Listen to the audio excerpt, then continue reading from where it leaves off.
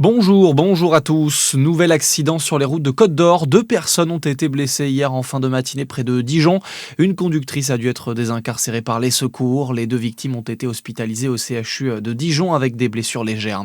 Les défenseurs de la cause animale sur le terrain hier, l'association L214 s'est mobilisée devant le Columbus Café de Besançon.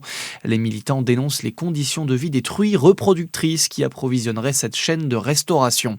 La colère monte chez les usagers du rail entre Nevers et Lyon. Un rassemblement s'est tenu hier devant la gare de Paray-le-Monial à l'appel d'un collectif d'usagers et de défenseurs des lignes ferroviaires. Ils dénoncent des retards à répétition, un manque de concertation et un sentiment d'abandon pour les passagers réguliers de cette ligne. Un représentant de la région était présent et a annoncé un investissement de 7,5 millions d'euros, loin des 60 millions demandés par le collectif. Dans le reste de l'actualité, 25 navires, 140 avions et hélicoptères ou encore 1200 drones engagés.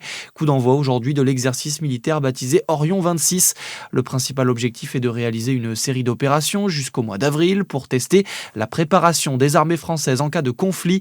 Des militaires de 24 autres pays doivent également participer dans les prochaines semaines, essentiellement des Européens mais aussi des Américains.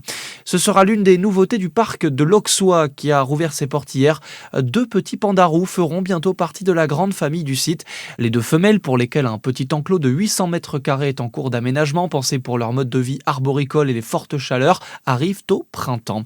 Et puis on gardera un œil sur l'Italie cet après-midi, puisque le Jurassien Quentin Fillon-Maillet et la Doubienne Lou Jean Monod peuvent ramener une toute première médaille pour l'équipe de France. Aujourd'hui, au JO d'hiver de Milan-Cortina, avec 2 autres tricolores, ils font figure d'archi-favoris pour remporter le relais mixte qui se déroulera en début d'après-midi.